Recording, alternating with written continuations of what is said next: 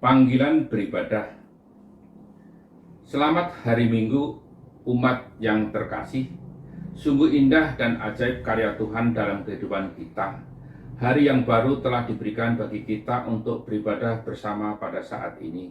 Mari, nyatakanlah kerinduan kita untuk berjumpa dengan Allah. Pujilah namanya dengan riang, sembahlah Dia yang Maha Besar.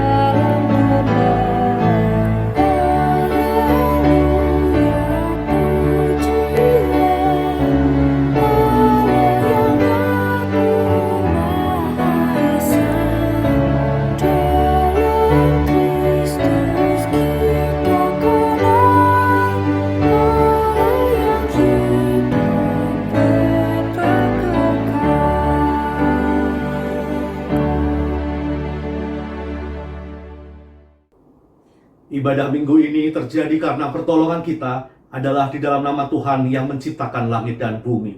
Kasih karunia dan damai sejahtera dari Allah Bapa kita dan dari Tuhan kita Yesus Kristus serta dari Roh Kudus menyertai saudara sekalian. Dan beserta saudara juga. Kata pembuka. Setiap orang pasti pernah berselisih dan bertengkar dengan sesamanya. Tak jarang pertengkaran tersebut mendatangkan luka di hati masing-masing. Kita pun pernah merasa terluka ketika orang lain menyakiti dan memusuhi kita. Bagaimana seharusnya kita bersikap terhadap sesama yang melukai hati kita? Apa kita diliputi dengan amarah, kebencian, dan dendam? Atau maukah kita meneladani sikap Yesus Kristus yang penuh kasih dan pengampunan terhadap orang-orang yang membenci Dia?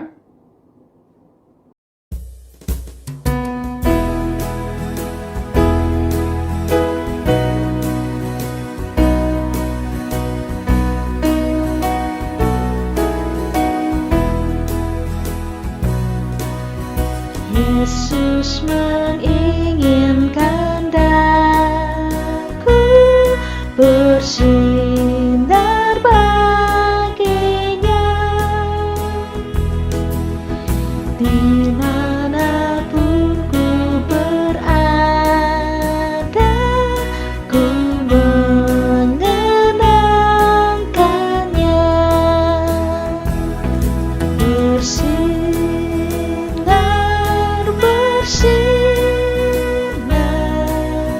itulah kehendak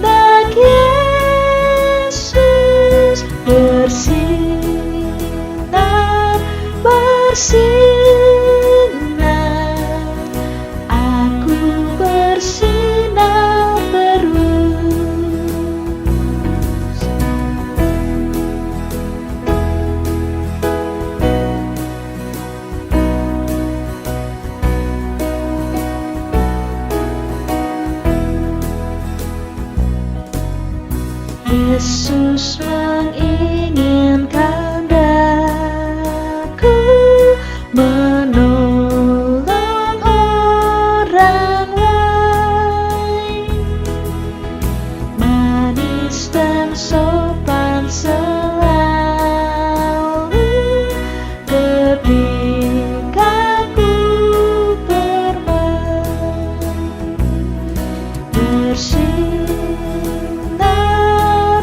Bersinar,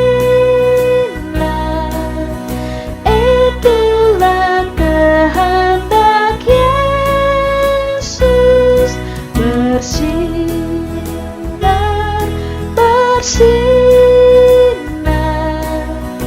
aku bersinar terus.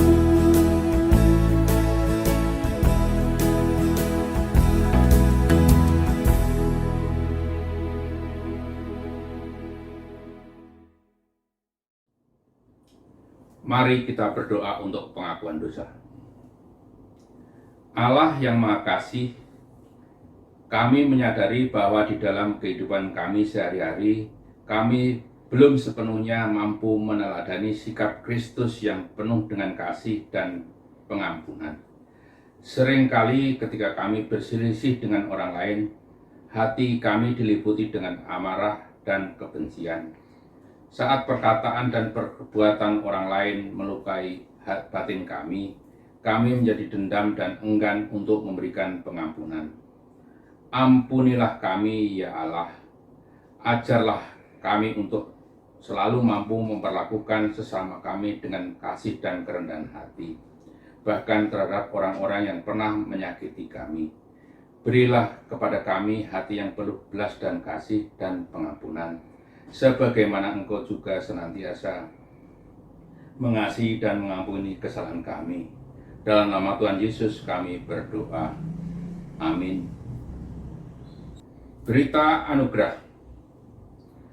Allah berkenan memberikan pengampunannya bagi kita, maka dengarkanlah berita anugerah dalam Galatia pasal 5 ayat 13 yang menyatakan demikian. Saudara-saudara, memang kamu telah dipanggil untuk merdeka, tetapi janganlah kamu mempergunakan kemerdekaan itu sebagai kesempatan untuk kehidupan dalam dosa, melainkan layanilah seorang akan yang lain oleh kasih. Demikianlah berita anugerah dari Tuhan. Syukur kepada Allah. Umat yang dikasihi oleh Tuhan, sebelum membaca dan merenungkan firman Tuhan, mari kita bersama-sama berdoa memohon pertolongan Roh Kudus. Tuhan Allah yang penuh kasih dan murah hati, pada saat ini kami datang menghadap kehadirat Tuhan untuk memohon pertolongan Roh Kudus. Biarlah Roh Kudus yang telah hadir di dalam diri kami, menerangi pikiran dan hati kami untuk menerima kebenaran sabda-Mu yang kami yakini menjadi penuntun bagi langkah kehidupan kami. Biarlah Engkau juga berkenan untuk menolong hamba-Mu yang menyampaikan. Biarlah di dalam keterbatasan dan kelemahannya, Tuhan berkenan untuk memakai dia. Inilah doa kami ya Tuhan, hanya di dalam nama Tuhan Yesus kami menyerahkan seluruh rangkaian pemberitaan firman Tuhan ini. Amin. Bacaan pertama terambil dari Kejadian 45 ayat 3 sampai ayat 15. Demikianlah bunyinya. Dan Yusuf berkata kepada saudara-saudaranya, "Akulah Yusuf. Masih hidupkah Bapa?" Tetapi saudara-saudaranya tidak dapat menjawabnya, sebab mereka takut dan gemetar menghadapi dia. Lalu kata Yusuf kepada saudara-saudaranya itu, "Marilah dekat-dekat." Maka mendekatlah mereka. Katanya lagi, "Akulah Yusuf, saudaramu yang kamu jual ke Mesir. Tetapi sekarang janganlah bersusah hati dan janganlah menyesali diri, karena kamu menjual aku ke sini. Sebab untuk memelihara kehidupanlah Allah menyuruh aku mendahului kamu. Karena telah 2 tahun ada kelaparan dalam negeri ini, dan selama 5 tahun lagi orang tidak akan membajak atau menuai. Maka Allah telah menyuruh aku mendahului kamu untuk menjamin kelanjutan keturunanmu di bumi ini dan untuk memelihara hidupmu, sehingga sebagian besar daripadamu tertolong. Jadi bukanlah kamu yang menyuruh aku ke sini, tetapi Allah. Dialah yang telah menempatkan aku sebagai bapa bagi Firaun dan tuan atas seluruh istananya dan sebagai kuasa atas seluruh Mesir. Segeralah kamu kembali kepada bapa dan katakanlah kepadanya, beginilah kata Yusuf anakmu, Allah telah menempatkan aku sebagai tuan atas seluruh Mesir. Datanglah mendapatkan aku, janganlah tunggu-tunggu. Engkau akan tinggal di tanah Goshen dan akan dekat kepadaku. Engkau serta anak dan cucumu, kambing domba, lembu sapimu, dan segala milikmu. Di sanalah aku memelihara engkau, sebab kelaparan ini masih ada 5 tahun lagi, supaya engkau jangan jatuh miskin bersama seisi rumahmu dan semua orang yang ikut serta dengan engkau. Dan kamu telah melihat dengan mata sendiri, dan saudaraku Benyamin juga, bahwa mulutku sendiri mengatakannya kepadamu. Sebab itu, ceritakanlah kepada bapa segala kemuliaanku di negeri Mesir ini, dan segala yang telah kamu lihat. Kemudian segeralah bawa bapa kemari.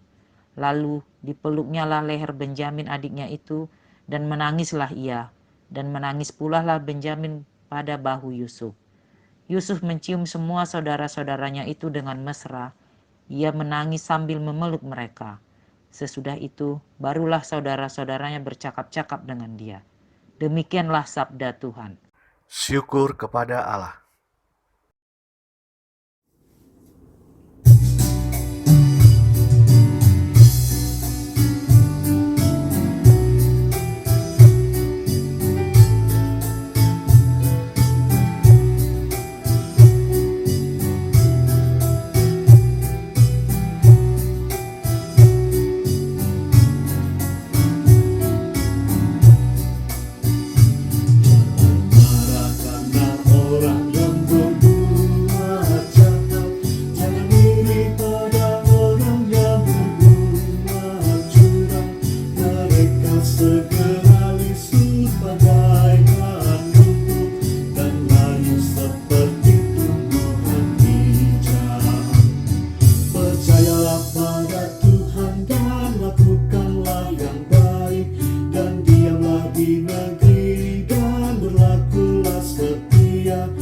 Bersukacitalah karena Tuhan, Dia akan memberi yang kau inginkan. Serahkanlah hidupmu, percayalah kepada Tuhan, dan Dia akan bertindak munculkan kebenaranmu, dan berdiam diri di hadapan Tuhan, dan dengan bersaksi nantikanlah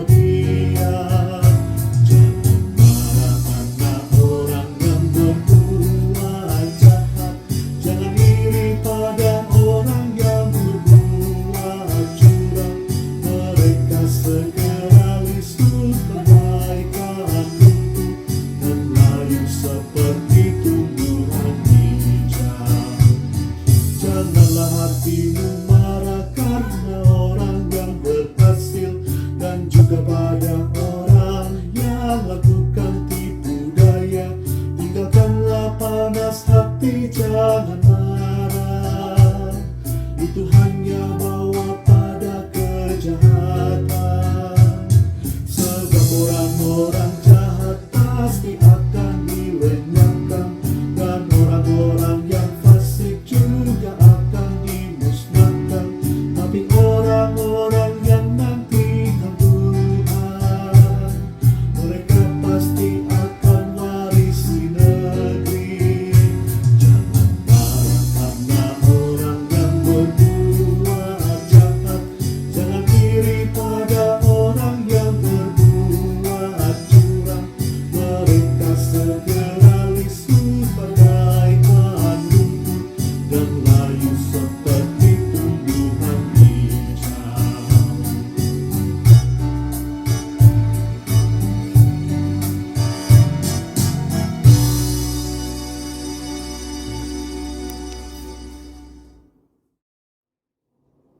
Bacaan kedua diambil dari 1 Korintus pasal 15 ayat 35 sampai 50 yang berbunyi demikian. Tetapi mungkin ada orang yang bertanya, bagaimanakah orang mati dibangkitkan, dan dengan tubuh apakah mereka akan datang kembali? Hai orang bodoh, apa yang engkau sendiri taburkan tidak akan tumbuh dan hidup kalau ia tidak mati dahulu. Dan yang engkau taburkan bukanlah tubuh tanaman yang akan tumbuh, tetapi biji yang tidak berkulit, umpama biji gandum atau biji lain. Tetapi Allah memberikan kepadanya suatu tubuh seperti dikehendakinya. Ia memberikan kepada tiap-tiap biji tubuhnya sendiri. Bukan semua daging sama. Daging manusia lain daripada daging binatang, lain daripada daging burung, lain daripada daging ikan. Ada tubuh surgawi dan ada tubuh duniawi, tetapi kemuliaan tubuh surgawi lain daripada kemuliaan tubuh duniawi. Kemuliaan matahari lain daripada kemuliaan bulan, dan kemuliaan bulan lain daripada kemuliaan bintang-bintang, dan kemuliaan bintang yang satu berbeda dengan kemuliaan bintang yang lain.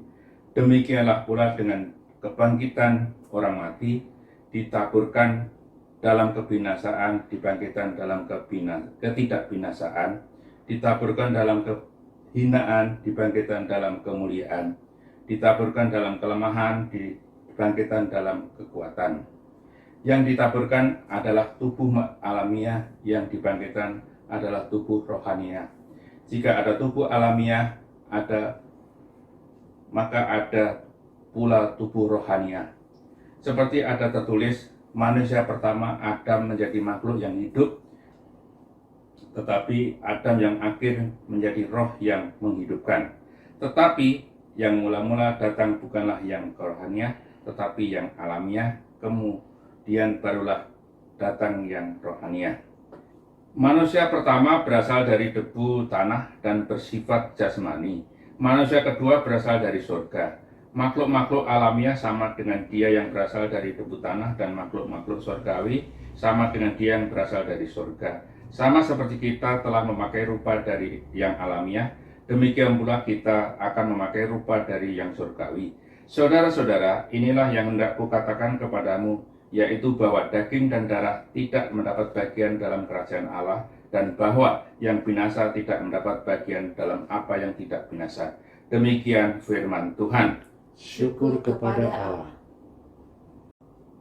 Pembacaan Injil diambil dari Injil Tuhan kita Yesus Kristus menurut Lukas pasal 6 ayat 27 hingga ayat 38. Tetapi kepada kamu yang mendengarkan aku berkata, kasihilah musuhmu, berbuatlah baik kepada orang yang membenci kamu. Mintalah berkat bagi orang yang mengutuk kamu, berdoalah bagi orang yang mencaci kamu. Barang siapa menampar pipimu yang satu, berikanlah juga kepadanya pipimu yang lain. Dan barang siapa yang mengambil jubahmu, biarkan juga ia mengambil bajumu. Berilah kepada setiap orang yang meminta kepadamu, dan janganlah meminta kembali kepada orang yang mengambil kepunyaanmu. Dan sebagaimana kamu kehendaki supaya orang perbuat kepadamu, perbuatlah juga demikian kepada mereka. Dan jikalau kamu mengasihi orang yang mengasihi kamu, apakah jasamu? Karena orang-orang berdosa pun mengasihi juga orang-orang yang mengasihi mereka. Sebab jikalau kamu berbuat baik kepada orang yang berbuat baik kepada kamu, apakah jasamu? Orang-orang berdosa pun berbuat demikian. Dan jikalau kamu meminjamkan sesuatu kepada orang, karena kamu berharap akan menerima sesuatu daripadanya, apakah jasamu? Orang-orang berdosa pun meminjamkan kepada orang-orang berdosa, supaya mereka menerima kembali sama banyak. Tetapi kamu, kasihilah musuhmu, dan berbuatlah baik kepada mereka, dan pinjamkan dengan tidak mengharapkan balasan. Maka upahmu akan besar, dan kamu akan menjadi anak-anak Allah yang maha tinggi, sebab ia baik terhadap orang-orang yang tidak tahu berterima kasih, dan terhadap orang-orang jahat. Hendaklah kamu murah hati, sama seperti Bapamu adalah murah hati. Janganlah kamu menghakimi, maka kamu pun tidak akan dihakimi. Dan janganlah kamu menghukum, maka kamu pun tidak akan dihukum. Ampunilah, dan kamu akan diampuni. Berilah, dan kamu akan diberi. Suatu takaran yang baik, yang dipadatkan, yang digoncang, dan yang tumpah keluar akan dicurahkan ke dalam ribaanmu. Sebab ukuran yang kamu pakai untuk mengukur akan diukurkan kepadamu. Demikianlah pembacaan Injil Tuhan kita Yesus Kristus. Yang berbahagia adalah setiap kita yang mendengarkan firman Allah dan yang memeliharanya di dalam kehidupan kita sehari-hari. Haleluya.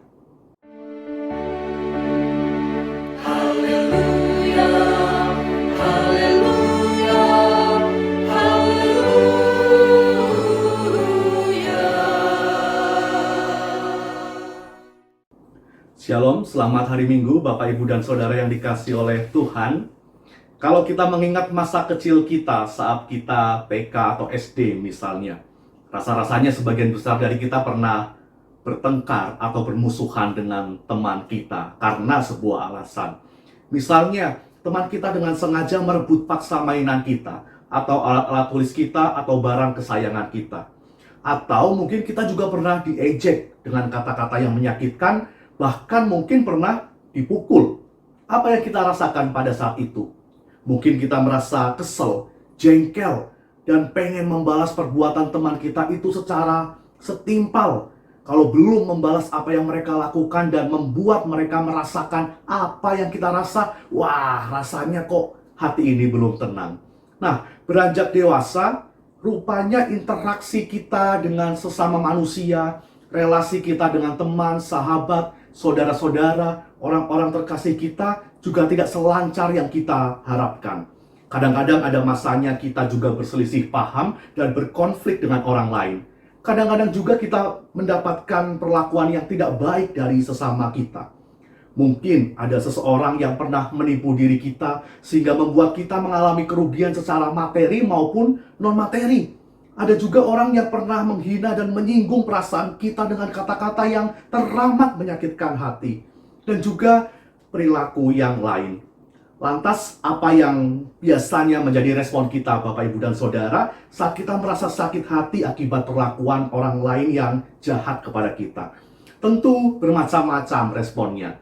Belum lama ini ada berita tentang seorang warga kota Probolinggo, sebut saja inisialnya A, di Jawa Timur, yang tersinggung dan tersindir oleh sebuah status di media sosial yang diunggah oleh tetangganya, sebut saja si B.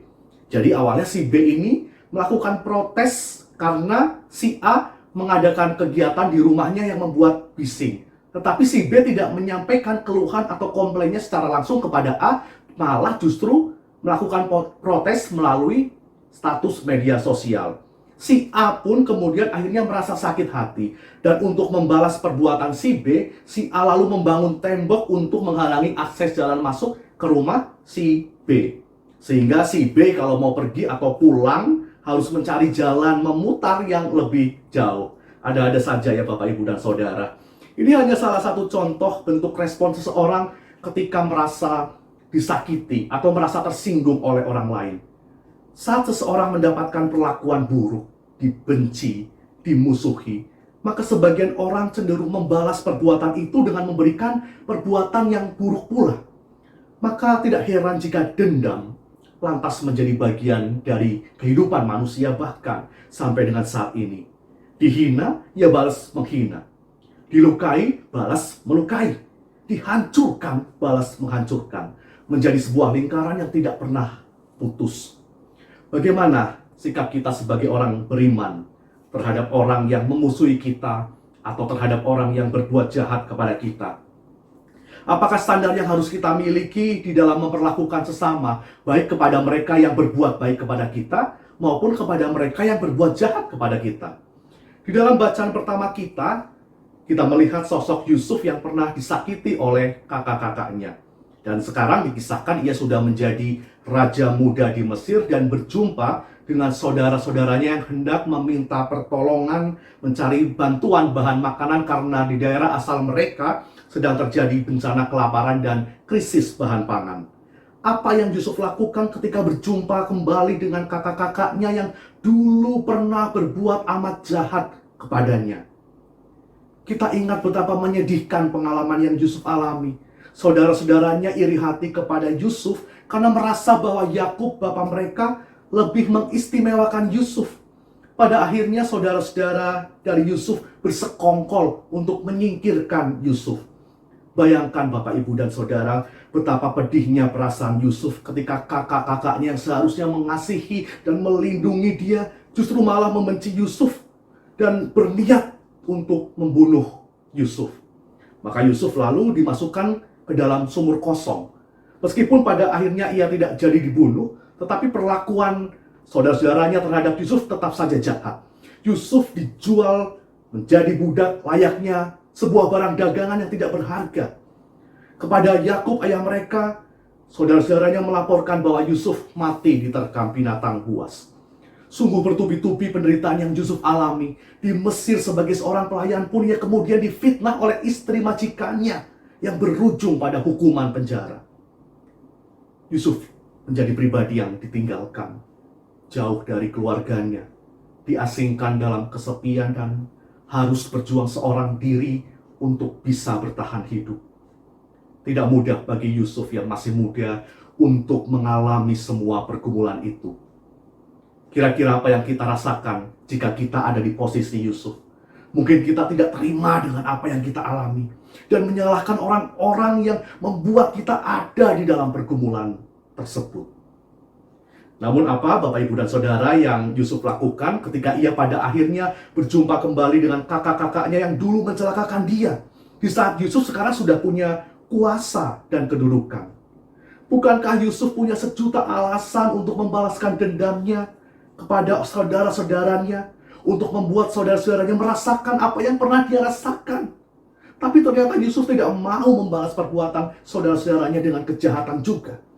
Yusuf justru membalas perbuatan saudara-saudaranya itu dengan perbuatan kasih dan juga pengampunan.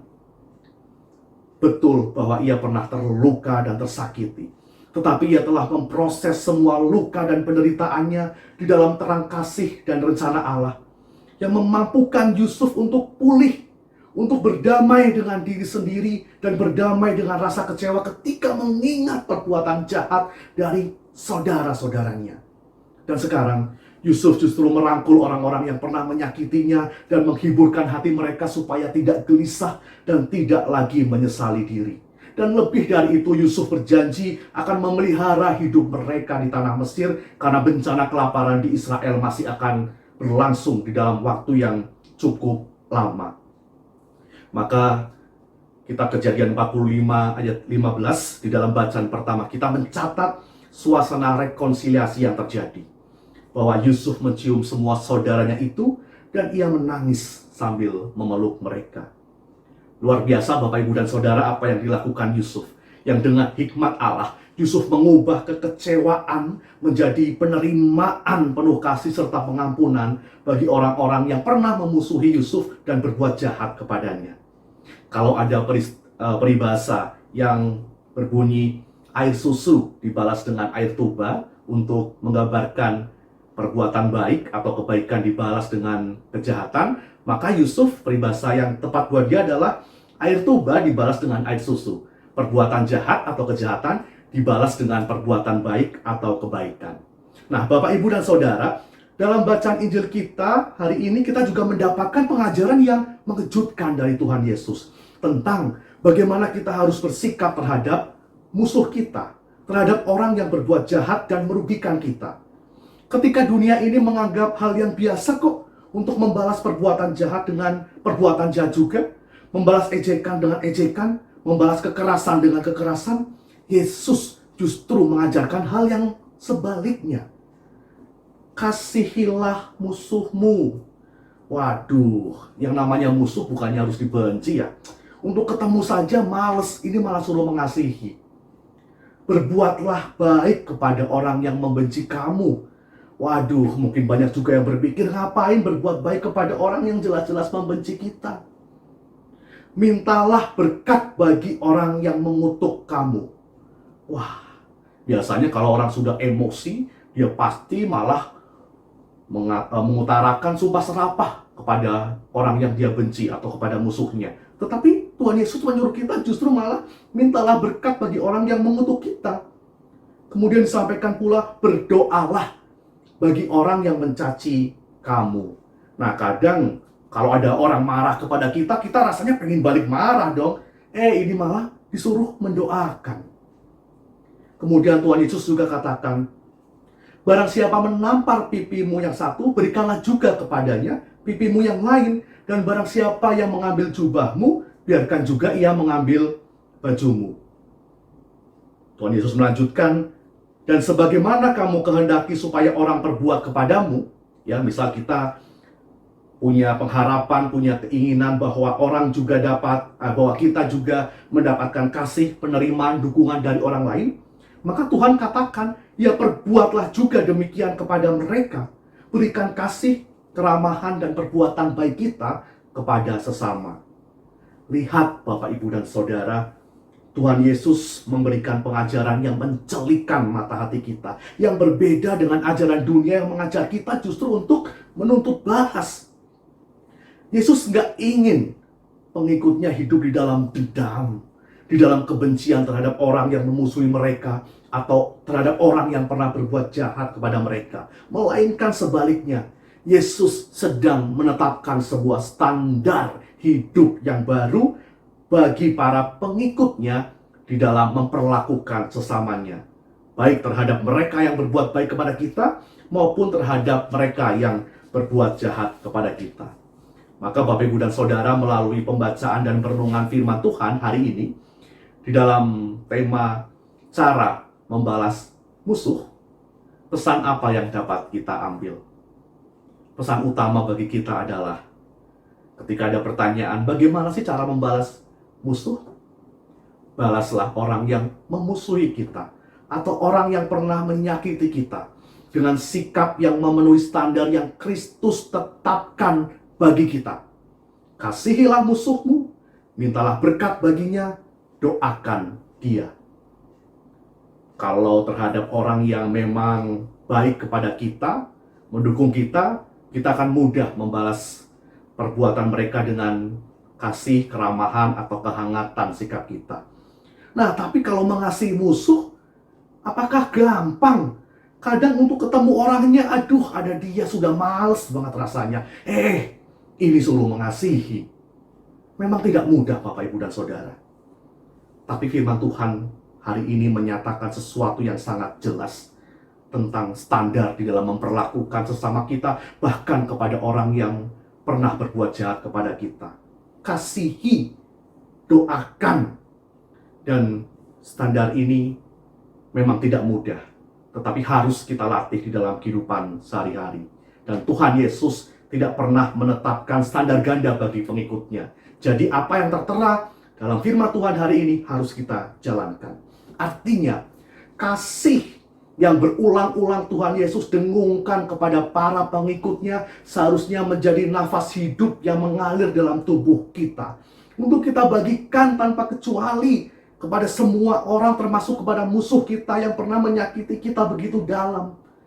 Jika diakui sukar untuk menerima dan mengampuni orang yang berbuat salah kepada kita, maka bawalah orang tersebut di dalam doa kita. Akui kekecewaan kita dan sakit yang kita rasakan. Namun, terbukalah juga pada proses yang Tuhan kehendaki untuk kita jalani, meski harus tertatih-tatih. Sampai tiba masanya kita bisa dengan legowo menerima, berdamai, dan hidup dalam kasih dengan orang yang pernah melukai kita, seperti yang Yusuf alami. Ada sebuah kejadian, Bapak, Ibu, dan Saudara, di Amerika tentang seorang ibu yang anaknya yang masih muda dibunuh oleh temannya sendiri. Bagaimana kira-kira perasaan ibunya? Mungkin ia sempat merasa marah, kecewa. Tetapi pada akhirnya ia memilih untuk mengampuni dan mengasihi. Bahkan di ruang persidangan ia memilih untuk merangkul pembunuh anaknya sambil berkata kepadanya, "Aku pernah merasakan betapa pedihnya kehilangan anak, dan aku tidak ingin kehilangan lagi seorang anakku."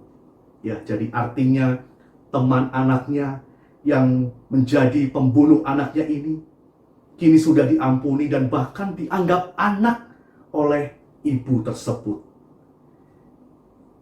si pembunuh anaknya ini, sang terdakwa ini pun kemudian menangis sejadi-jadinya. Proses hukum memang tetap harus dijalani. Tetapi perlakuan dari si ibu kepada pembunuh anaknya ini membuat si terhukum, si terdakwa ini merasa disentuh dan dikasihi di saat seluruh dunia menghakimi dan menista perbuatannya. Mengasihi musuh bukan berarti kemudian bersikap lemah terhadap kesalahan. Ya, ini penting untuk kita pahami. Mengasihi musuh bukan berarti kita bersikap lemah terhadap kesalahan atau berkompromi terhadap dosa. Tetapi mengasihi musuh harus kita maknai sebagai sesuatu yang punya dasar semangat dan juga motivasi untuk mendorong orang yang bersalah kembali pada bertobatan untuk mengalami hidup yang dipulihkan. Bapak, Ibu, dan Saudara yang dikasihi oleh Tuhan, ketika bicara tentang musuh, tentang seseorang yang pernah atau mungkin masih melukai hati kita, atau tentang seseorang yang dengannya kita lama tidak berkomunikasi karena kita merasa enggan mengingat peristiwa yang membuat kita berjarak dengan orang tersebut, entah itu teman, sahabat, rekan kerja, bahkan saudara sendiri, atau orang-orang terdekat yang dulu pernah kita kasihi begitu dalam. Adakah wajah-wajah atau nama-nama tersebut muncul di dalam benak kita? Dan bagaimana perasaan kita ketika mengingat mereka? Apakah kita merasakan damai dan ketenangan hati? Atau ada memori kekecewaan dan kekesalan yang seperti dibangkitkan kembali? Maka inilah saatnya bagi kita untuk menggugah diri, hidup di dalam standar yang Tuhan Yesus tetapkan untuk mengasihi dan mendoakan sesama kita. Tidak hanya mereka yang terbiasa berbuat baik kepada kita, tetapi juga bagi mereka yang nyata-nyata pernah begitu mendukakan hati kita. Allah sendiri sudah menjadi teladan bagaimana Ia membalas perbuatan kita yang penuh dosa, dibalas oleh Tuhan dengan kasih, pengampunan, dan keselamatan. Maka mengapa kita sebagai manusia biasa tidak bisa membalas musuh kita dengan kasih dan pengampunan? Amin. Saat hening untuk kita.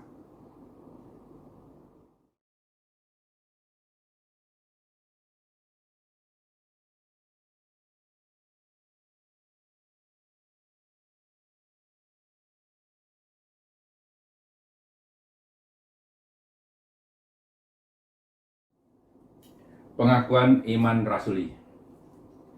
Bersama dengan umat Allah di sepanjang abad dan segala tempat, mari kita menyatakan pengakuan iman rasuli yang demikian.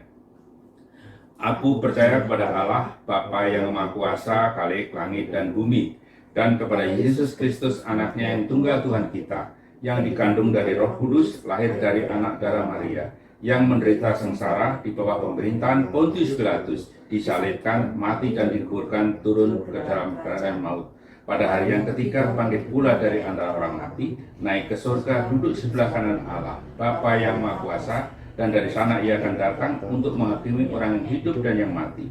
Aku percaya kepada Roh Kudus, gereja yang kudus dan am, persekutuan orang kudus, pengampunan dosa, kebangkitan orang mati, dan hidup yang kekal. Umat yang dikasihi oleh Tuhan, marilah kita menaikkan doa syafaat kita. Bapa Gembala kami yang baik, kami kembali datang menghadap hadirat Tuhan. Kami bersyukur untuk sapaan firman-Mu pada hari ini yang mengingatkan kami untuk memperlakukan sesama kami dengan penuh kasih, baik kepada orang-orang yang berbuat baik kepada kami, maupun kepada orang-orang yang membenci atau memusuhi kami, orang-orang yang pernah melukai hati kami. Ajarlah kami untuk memiliki hati yang terbuka, untuk mau menerima dan mengasihi serta mengampuni orang-orang yang bersalah kepada kami, orang-orang yang pernah melukai hati kami begitu dalam, karena Tuhan Yesus sendiri sudah memberi contoh kepada kami, teladan kepada kami tentang bagaimana kami harus mengasihi sesama kami tanpa kecuali. Pada saat ini ya Tuhan, kami rindu untuk menaikkan pokok-pokok doa syafaat kami. Kami berdoa bagi anggota jemaat dan simpatisan GKI Jati Bening Indah yang saat ini sedang terbaring sakit ataupun di dalam masa pemulihan.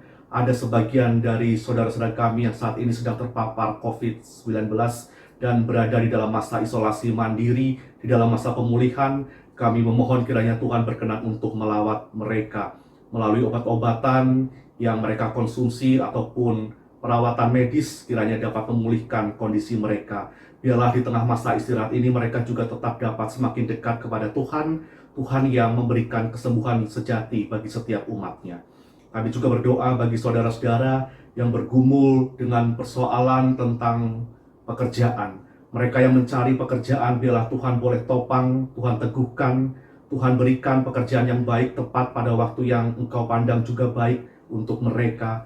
Bagi yang mengalami kemunduran di dalam penghasilan maupun perekonomian sehari-hari, Tuhan juga boleh memberikan hati yang terus-menerus berpegang pada Engkau. Engkau yang berkenan untuk memberikan kreativitas maupun daya potensi di dalam mengembangkan kehidupan kami. Kami juga berdoa bagi keluarga-keluarga yang merindukan kehangatan di dalamnya, relasi antar pasangan suami istri, relasi orang tua dengan anak-anak, maupun kakak dengan adik, dan juga dengan seluruh anggota keluarga besar. Kami menyadari bahwa di tengah keluarga ada Engkau ya Tuhan, yang senantiasa merangkul kami dalam cinta kasih.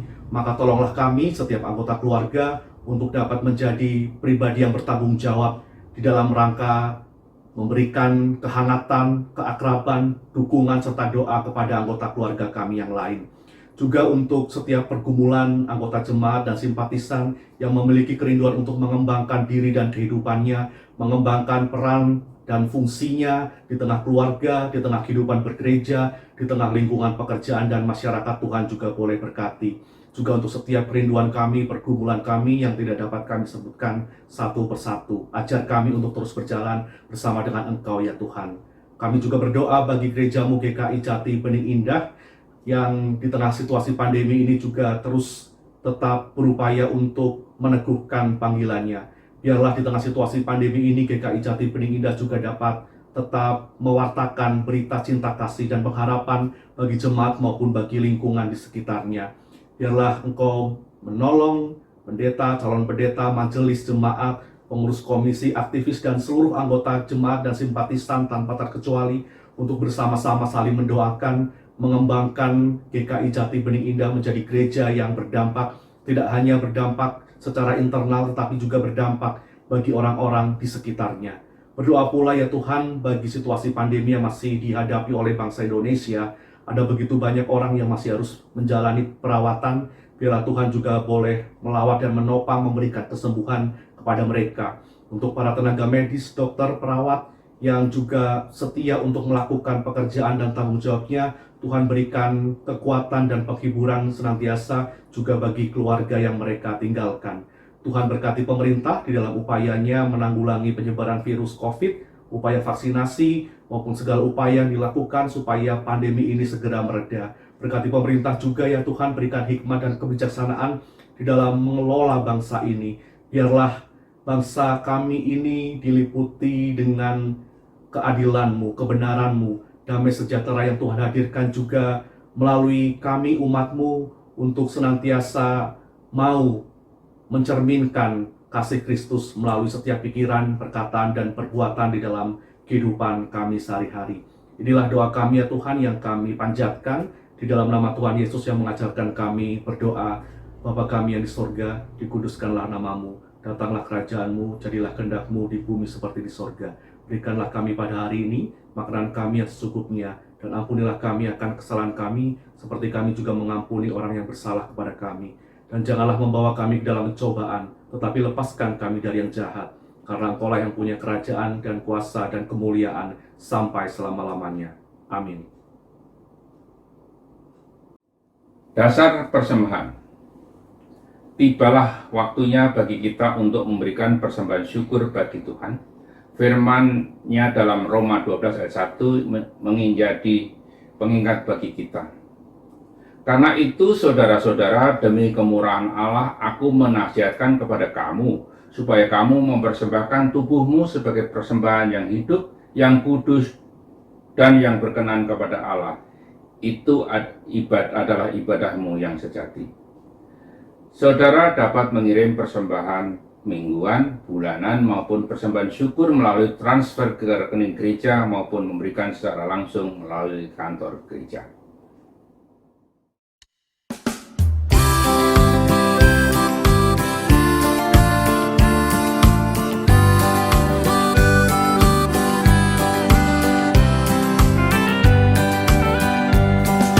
Bila topan keras melanda hidupmu, bila putus asa dan letih lesu, berkat Tuhan satu-satu hitunglah, kau niscaya kagum oleh kasih-Nya.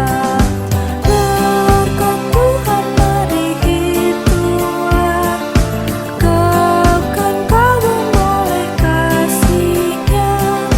Berkat Tuhan mari hitunglah, kau niscaya kagum oleh kasih-Nya.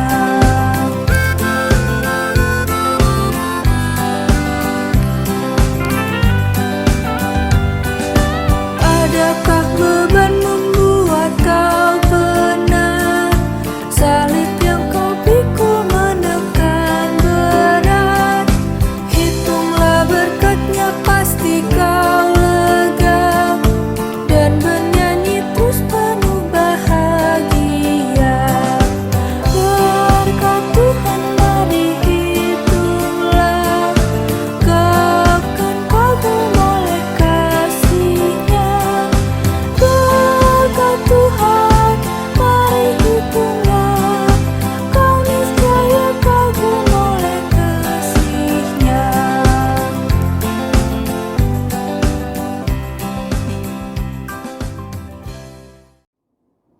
Mari kita berdoa untuk persembahan kita. Allah yang berlimpah rahmat, kami berterima kasih untuk setiap kebaikan dan anugerah-Mu dalam hidup kami.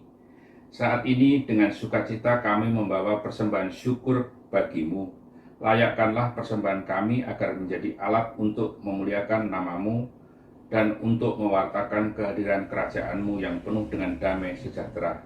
Inilah doa dan ungkapan syukur kami panjatkan di dalam nama Tuhan Yesus Kristus. Amin.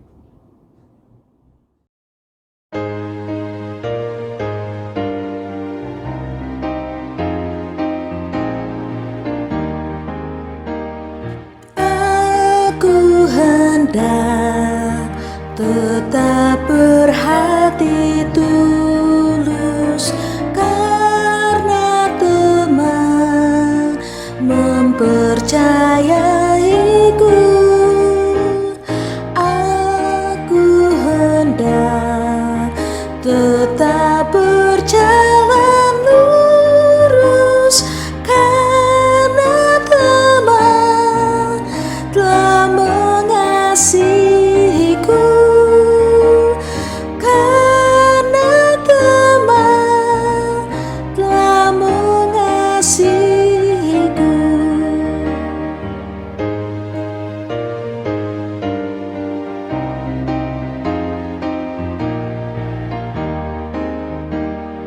Aku hendak tetap menjadi kawan bagi yang hatinya penat sendu, dan kasihku ingin terus ku bagikan, serta imbalan tiada ku perlu, serta imbalan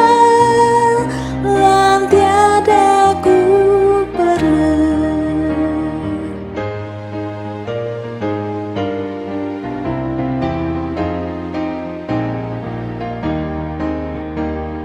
Aku hendak tetap menaikkan doa dalam dunia yang sibuk dan cemar. Aku hendak berpaut pada